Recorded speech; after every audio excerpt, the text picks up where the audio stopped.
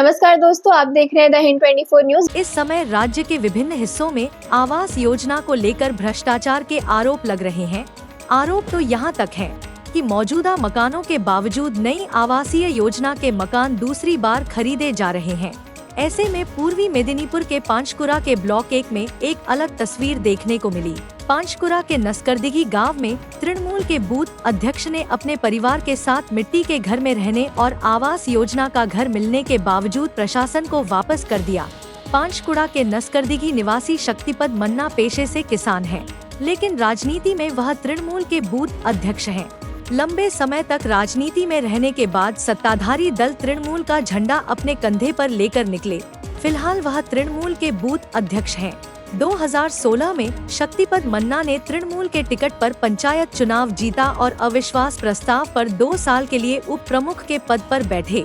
यहाँ तक कि उनकी पत्नी तिलका मन्ना भी तृणमूल पंचायत चुनाव में खड़ी हुई और महज कुछ वोटों से हार गयी।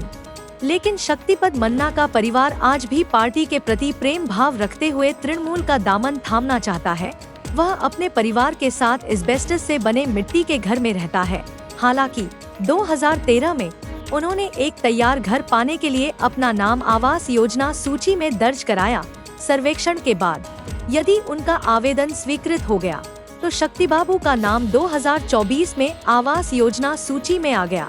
यहाँ तक कि कुछ ही दिनों में उन्हें घर बनाने के लिए आवास योजना का पैसा भी मिल जाता था। लेकिन अचानक उन्होंने अपनी टीम को स्पष्ट कर दिया कि वह आवास योजना का घर नहीं लेंगे और इसे लिखित रूप से बीडीओ कार्यालय में जमा कर दिया। उन्होंने पांचकुड़ा नंबर 1 ब्लॉक में जाकर बीडीओ को लिखित में दिया कि वे आवास योजना का घर नहीं लेंगे।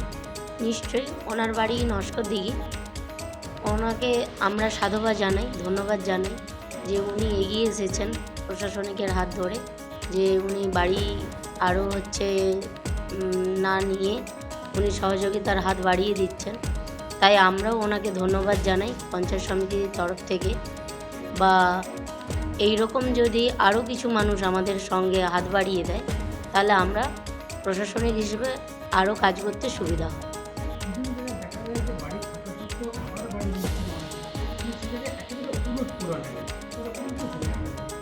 হ্যাঁ, এখনো সমাজে কিছু কিছু মানুষ আমরা পাঁশকুড়া ওয়ানের প্রাক্তন উপপ্রধান, বর্তমানে পাঁশকুড়া ওয়ান অঞ্চলের শক্তি মান্না মহাশয়ের এই ধরনের চিন্তাভাবনাকে উনিশ জানাই। আমি নিজে ব্যক্তিগতভাবে ওনার সাথে কথা বলেছি যে আপনি কৃষক, মাটির বাড়িতেই থাকেন, আপনার নাম আবাস যোজনার লিস্টে আছে, সরাসরি রাজ্য সরকার বাংলার মুখ্যমন্ত্রী মমতা বন্দ্যোপাধ্যায় তার কোষাগার থেকে টাকা দিচ্ছেন, আপনি ঘরটা। তিনি সরাসরি বলেছেন যে আমি কৃষক, আমার প্রান্তিক কৃষক, আমার থেকেও অনেক গরিব মানুষ গ্রামে আছে, তারা যাতে ঘর পায় সেই জন্য আমার প্রয়োজন নেই, আমি ঘরটা করে দিতে পারি। তো সেই জায়গায় ওনাকে ধন্যবাদ জানাচ্ছি এই ধরনের সিদ্ধান্ত নেওয়ার জন্য। এই ধরনের মানুষ এখনও আছেন বলে তৃণমূল কংগ্রেস দলটা দাঁড়িয়ে আছে, আর এনারাই হচ্ছে তার কারণ। একসময় আমার খুবই দরকার ছিল বাড়ি, সেই সময় 13 থেকে 18 আমি তখন পঞ্চায়েত মেম্বার বা উপপ্রধান আমার পাঁশকুড়া 1 নম্বর অঞ্চলের দায়িত্বে থাকি। তো সেই সময় সার্ভে করে নতুন মাটির বাড়ি যাদের সার্ভে করে নামটা লিস্ট আপ হয়, সেই লিস্টে আমার নাম থাকে যেহেতু আমার মাটির বাড়ি। তো আজ পর্যন্ত সেই লিস্টে নাম থেকে আসছে। যখন আবার সার্ভে আমার নেত্রী ঘোষণা করছে যে বাংলা আবাস যোজনা প্রত্যেকের নামে তালিকা যাদের আছে তাদেরকে দেওয়া হবে, তো এই সার্ভে করতে এসেছিলেন যারা সার্ভে করে গেছেন, আমাদের জয়েন্ট ভিডিও থেকে শুরু করে স্টাফেরা সার্ভে করে গেছেন আমার মাটির বাড়ি। তো জানতে পারলাম যে আমার নাকি স্যাংশন হয়ে গেছে, হয়তো পেলেও পেতে পারি, কিন্তু আমি বাড়িটা নেবনি।